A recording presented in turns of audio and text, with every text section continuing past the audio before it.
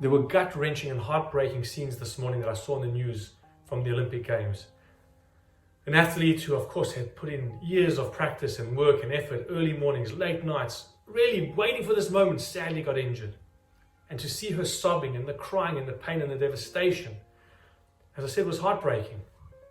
And in fact, when you think about all of the Olympic athletes who have put their whole lives into this, some of them not due to injury, but literally not being able to achieve perhaps a medal, and for them to try and process this and move forward, after giving everything, how do they move forward? And of course, it's not only to do with the Olympic Games. Each of us in our lives, there's going to be moments where sadly we are going to experience loss, pain, grief. It might be, unfortunately, chas v'chalila, the loss of a loved one. It might be we didn't get a job which we had applied for. It might be the breakdown of a relationship. How do we come to terms with this? How do we move forward? How do we make sense of it all? And the truth of the matter is, I can't provide the magic answer. I don't have it. It's beyond our understanding often. But I'd like to share one insight that I came across, which was comforting to me in one way. And that's from the Parsha of Re'eh. The Torah tells us that we are not to make a blemish in our skins, not to injure ourselves, not to cut ourselves if, God forbid, there's a dead person in front of us, if, God forbid, we've gone through a loss. Yes, we do cut our shirts, as we know. But the Torah says, don't cut your skin. Now, there must be some insight that I think the Torah was trying to share with us, some profound wisdom. There's lots of commentary around this.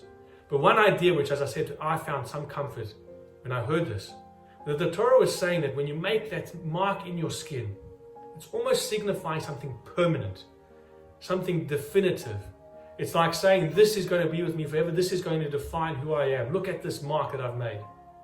And the Torah was saying, when it comes to a loss, when it comes to grief, when it comes to losing a loved one, when it comes to something devastating for an athlete even, yes, there's pain. Yes, there's going to require support. It's going to take time. It's going to take time to learn how to live with this new reality. That's real. There is pain. There is hurt. But I think the Torah was saying, don't ever allow that particular failure, that particular loss to say, this is who I am now. This is defining me as a human being. No, says the Torah, there's no permanent mark in your skin. Because ultimately, we believe that what defines us is truly what is inside of us, and that is our godly soul.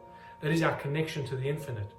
And so, as I said, whilst there's the reality of the loss, there's that pain, there's the devastation in many different areas, it doesn't define us.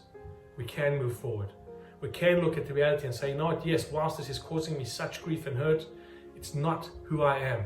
It's not permanently being engraved on my skin to say that this is who I'm going to be from now on.